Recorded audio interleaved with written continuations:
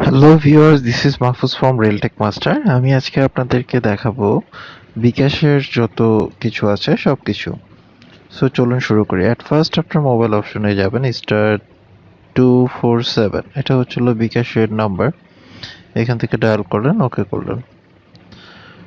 করার পরে মেনুগুলো একটা পরে ছিল সেন্ড মানি। সেন্ড মানিটা হলো আপনি আপনার টাকা যদি আপনার কোনো ফ্রেন্ডের কাছে বা মার কাছে বা বাবার কাছে তার বিকাশ মানে পার্সোনাল বিকাশ, যারা আমরা নর্মালি বিকাশ ইউজ করি, তার কাছে টাকা পাঠাতে চাচ্ছেন, তাহলে আপনি 1 নম্বর অপশন ইউজ করবেন। সো আমি দেখাই 1 নম্বর অপশন কিভাবে ইউজ করতে হয়। সো এখান থেকে আমরা সিলেক্ট করলাম 1 নম্বর অপশন। দেন হলো এখানে বিকাশ নাম্বার, আপনি যে নাম্বারে পাঠাতে চাচ্ছেন, 01 7, ধরুন আপনার একটা পছন্দের নাম্বার দিলেন, বিকাশ নাম্বার হইতে হবে। দেন ওকে করলেন। করার পরে আপনি যে টাকা পাঠাতে চাচ্ছেন, এখানে কিন্তু একটা কথা মনে রাখতে হবে, এখানে আপনি খরচ কিন্তু দিয়ে দিতে পারেন। আর যদি খরচ ছাড়া দেন তাহলে সেই অ্যামাউন্টটাই দিবেন। ধরুন আপনি 1020 টাকা পাঠাবেন, 1020 টাকা খরচ সহ পাবে। আপনার এখান থেকে এক্সট্রা 5 টাকা কেটে নিবে, আর ওইখান থেকে 1020 টাকাই পাবে, কিন্তু উনি উঠাইতে গেলে যেটা আপনার 18 টাকা 50 পয়সা কেটে নিয়ে ওনাকে 1000 টাকা দিবে। এখানে সেন্ড দিলেন। সেন্ড দেওয়ার পরে এটা অনেকে বুঝেন না যে রেফারেন্স, ইন্টার রেফারেন্সটা কি। রেফারেন্সটা আসলে তেমন কিছু না, আপনি এখানে চাইলে জিরো দিয়ে দিতে পারেন, মানে পারপাস আর কি, কেন আপনি টাকাটা পাঠাচ্ছেন জিরো দেন, বা যা খুশি তা দিয়ে সেন্ড দিলেন।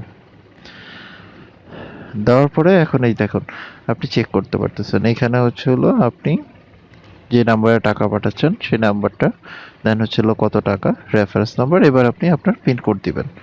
আপনি আপনার পিনকোড দেওয়ার পরে ওকে করলে, সেন্ড করলে টাকাটা চলে যাবে সাথে সাথে। এর মাধ্যমে মানে আপনি পার্সোনাল থেকে পার্সোনালে টাকা পাঠানোর জন্য আপনি *247# ওই যে ওখান থেকে 1 নম্বর অপশনটা সিলেক্ট করবেন, মানে সেন্ড মানি যে অপশনটা সেটা ইউজ করবেন। তো সেন্ড মানির ক্ষেত্রে 1 মাসের লিমিট 25,000 টাকা পর্যন্ত আপনি একজন থেকে আরেকজনের কাছে ট্রান্সফার করতে পারবেন। 25,000 টাকা সর্বোচ্চ। একবারে একদিনে আপনি সর্বোচ্চ পারবেন 10,000 টাকা। 2 নম্বরে আপনার বাই ইয়ার টাইম। আমরা যারা মোবাইলে রিচার্জ করতে চাই বিকাশ থেকে, তাদের জন্য এই অপশনটা। 2 নম্বর অপশন সিলেক্ট করে ওকে করবেন। করার পরে আপনার নাম্বার, 1 নম্বরে রবি, 2 নম্বরে এয়ারটেল, 3 নম্বরে বাংলালিংক, 4 নম্বরে গ্রামীণ ফোন, 5 নম্বরে টেলিটক। আপনার যদি রবি নাম্বার হয় তাহলে 1 নম্বর সিলেক্ট করবেন। করে এবার প্রিপেড বা পোস্টপেড। যদি আপনার প্রিপেড নাম্বার, আমরা নর্মালি কিন্তু প্রিপেড নাম্বার ইউজ করি, পোস্টপেড বিল সিস্টেম, যাই হোক। সো 1 নম্বর সিলেক্ট করলাম, দেন ওকে ক্লিক করলাম। এবার আমি আমার রবি নাম্বারটা লিখলাম। আপনি আপনার রবি নাম্বারটা দিবেন, দেওয়ার পরে সেন্ড অপশনে ক্লিক করবেন। করার পরে আপনি কত টাকা পাঠাতে চাচ্ছেন, দেখুন কত টাকা রিচার্জ করতে চাচ্ছেন। এখানের ক্ষেত্রে আপনি 10 টাকা কিন্তু সর্বনিম্ন, সর্বোচ্চ আপনি 1,000 টাকা একবারে রিচার্জ করতে পারবেন। সো আমরা ধরুন 20 টাকা রিচার্জ করব, এখানে যা দিব তাই, কোনো প্রকার চার্জ কাটবে না। সেন্ডে গেলেন, দেন এখানে আপনি জাস্ট আপনার পিনকোডটা দিয়ে ওকে করবেন। ওকে করে সেন্ড করার সাথে সাথে আপনার মোবাইল থেকে ব্যালেন্স কেটে নিবে, একটু সময় লাগবে এই রিচার্জ হইতে। তারপরে আপনার অ্যাকাউন্টে রিচার্জ হয়ে যাবে।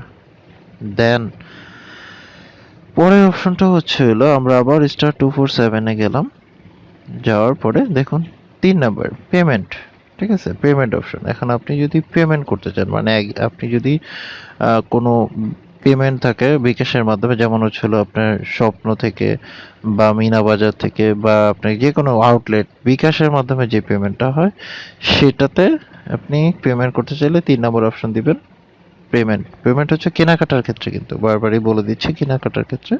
তারপর এখানে মার্চেন্ট অ্যাকাউন্ট যে দোকানে বা যে শপে বা যে ব্র্যান্ডের দোকানে আপনি টাকা পেমেন্ট করতে যাচ্ছেন, ওই নাম্বারটা দিবেন। ওইখানে নাম্বার কিন্তু লেখা থাকবে। আপনি ধরুন ওই নাম্বারটা দিলেন, দেওয়ার পরে 015 দিয়ে আপনি নাম্বারটা দিলেন। নাম্বারটা দেওয়ার পরে সেন্ড অপশনে ক্লিক করবেন। এবার অ্যামাউন্ট, আপনি কত টাকা দিতে যাচ্ছেন। এখানে আপনার কিন্তু হাজারে 20 টাকা 30 টাকা এরকম কোনো কিছু নাই। আপনি যত টাকা বিল আসবে আপনি শুধু তত টাকাই দিবেন। ধরুন 50 টাকা আপনার বিল আসছে, না 506 টাকা বিল আসছে, আপনি 506 টাকাই দিবেন।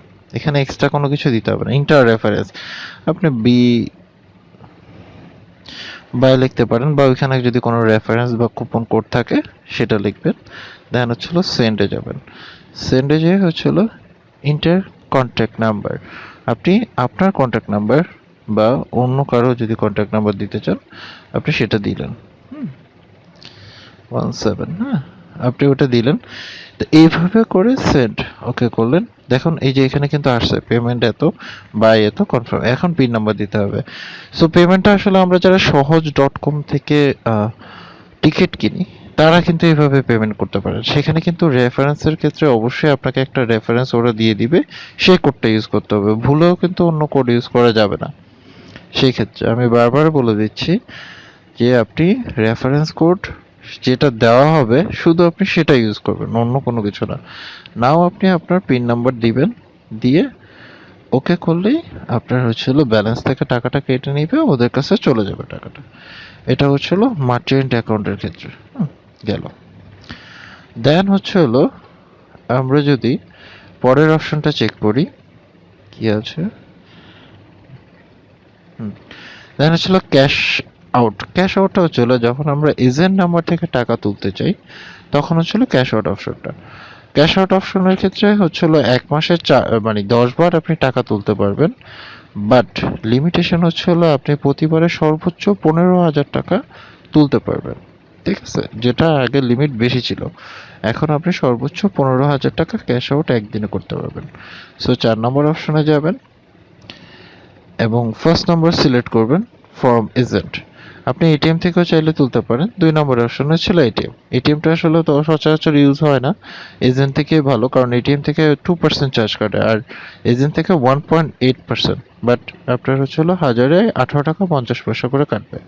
1 নম্বর দিলেন অপশন, দেওয়ার পরে বিকাশের এজেন্টের দোকানে যে নাম্বারটা আছে আপনি সেই নাম্বারটা ডায়াল করবেন। সেটা যাই থাকুক না কেন সেই নাম্বারটা আপনি ডায়াল করবেন। ডায়াল করলেন, করার পরে এখানে টাকা তোলার ক্ষেত্রে একটু সাবধানতা অবলম্বন করতে হবে। সেটা হচ্ছে যে যদি আপনি 1,000 টাকা তোলেন এখান থেকে, আপনি শুধু 1,000 লিখবেন। আপনার খরচটা আপনার মোবাইল থেকেই কাটবে। ওইখানে 1,000 টাকা যাবে, আপনার ওখান থেকে 18 টাকা 50 পয়সা কেটে নিবে, আর ওই এজেন্ট আপনাকে 1,000 টাকাই দিবে। লিখলেন, লেখার পরে জাস্ট আপনি আর কিছু লিখতে হবে না, আপনি আপনার পিন কোডটা ইউজ করলেন। ইউজ করার পরে সেন্ড করলেই আপনি ওইখান থেকে সুন্দরভাবে টাকাটা তুলে ফেলতে পারবেন। এটা কোনো প্রবলেম না। দেন হচ্ছে হলো দেখি নেক্সট অপশনটা কি আছে। এখানে রেভিডেন্সের ক্ষেত্রে হচ্ছে হলো যদি আপনাকে কেউ টাকা পাঠায় ওয়েস্টার্ন ইউনিয়নের মাধ্যমে তাহলে আপনি সেই টাকাটা রেভিডেন্স হিসেবে তুলতে পারবেন। এখন কিন্তু এটা অফ করে দিছে, আপনি চাইলে ফিউচারে যখন তারা চালু করবে এখান থেকে সেটা তুলতে পারবে। এটা হচ্ছে রেভিডেন্সের ক্ষেত্রে। দেন হচ্ছে হলো মাই বিকাশ। হ্যাঁ, মাই বিকাশ হচ্ছে হলো 6 নম্বর অপশনে ওকে করবেন। করার পরে দেখুন এই যে এখানে চেক ব্যালেন্স 1 নাম্বার অপশনে যদি আপনি ব্যালেন্স দেখতে চান তাহলে 1 নাম্বার ব্যালেন্স সিলেক্ট করবেন। সিলেক্ট করলেন, করার পরে আপনি আপনার পিন নাম্বার দিবেন, দিয়ে সেন্ড ক্লিক করলেই আপনার হয়ে যাবে। আপনি আপনার পিন নাম্বার দিয়ে সেন্ড ক্লিক করলেই আপনাকে ব্যালেন্সটা দেখাবে যে কত টাকা আছে। এটা একটা ব্যাপার। দ্বিতীয়ত হচ্ছিল আরেকটা জিনিস, আপনি এখান থেকেই আবারও আমরা 6 নাম্বার অপশনে যাব। 6 নাম্বার অপশন থেকে আপনার যাব হচ্ছিল মোবাইল পিন নাম্বার চেঞ্জ। মানে আপনি যদি আপনার বিকাশের যে পিন নাম্বারটা আছে সেটা চেঞ্জ করতে চান, 2 নাম্বার অপশন সিলেক্ট করবেন। এবার হচ্ছিল বর্তমানে যে পিনটা আপনার ছিল, বর্তমানে যে পিন নাম্বার ছিল আপনি সেটা দিবেন। দেওয়ার পরে সেন্ড দিবেন। তারপরে হচ্ছিল নতুন পিন নাম্বার দিবেন। তারপরে হচ্ছিল আবার নতুন পিন নাম্বার দিবেন, সেন্ড দিবেন। দেখবেন আপনার পিন নাম্বারটা চেঞ্জ হয়ে যাবে। আমি আবারও বলি, ফার্স্টে আপনার হচ্ছে হলো পুরনো পিন কোড দিবেন 4 ডিজিটের, তারপরে সেন্ড দিবেন। দেওয়ার পরে আবার নতুন করে আপনি পিন নাম্বার দিবেন, আপনি যেটা নতুন পিন নাম্বার দিচ্ছেন। তারপরে আবার সেন্ড করবেন, তারপরে আবার আপনি যেটাই নতুন দিতে চাচ্ছেন ওইটাকে আবার দিবেন। ঠিক আছে, যদি আপনি আবার দেন তাহলে এটা কনফার্ম হয়ে যাবে। এভাবে করে আপনি আপনার পিন নাম্বার চেঞ্জ করতে পারেন। হ্যাঁ, দেন হচ্ছে হলো আপনি আবার 6 নম্বরে গেলেন, মাই বিকাশ অপশনে। সেখান থেকে দেখুন এখানে অ্যাক্টিভ এটিএম, আপনি যদি চান এটিএম অ্যাক্টিভ করতে পারেন। চেঞ্জ এটিএম পিন, আপনি এটিএম এর পিন যদি চেঞ্জ করতে পারেন, সচরাচর এই সিস্টেমটা ইউজ হয় না, তারপরেও যদি কেউ এর সম্বন্ধে জানতে চান আমি পরবর্তীতে আপনাদেরকে জানাই দিব। গেল। দেন হচ্ছে হলো হেল্পলাইন। 7 নম্বরে হচ্ছে হেল্পলাইন। হেল্পলাইনের ক্ষেত্রে এই যে আপনাকে দেখুন এখানে বিকাশ.com আছে, নয়তোবা 16247 এখানে কল করে আপনার যদি কোনো সমস্যা হয় সেটা সম্বন্ধে ঠিক করতে পারবেন। আর বিকাশের পিন কোড যদি ভুলে যান কিভাবে আপনি সেটা আবার ফেরত পেতে পারেন, বা আপনার লক করা সিমটা কিভাবে চালু করতে পারেন সহজতে কোনো টাকা খরচ না করে, সেটা আমি একটা ভিডিও সেপারেটলি বানিয়েছি, আপনাদের এখানে নিচে লিংক দিয়ে দিব, সেখান থেকে আপনি দেখতে পারবেন। সো আজকে এই পর্যন্ত। আর বিকাশ সম্পর্কে কোনো পরামর্শ বা আপনার যদি কোনো কোশ্চেন থাকে অবশ্যই কমেন্ট করবেন। সো আল্লাহ হাফেজ।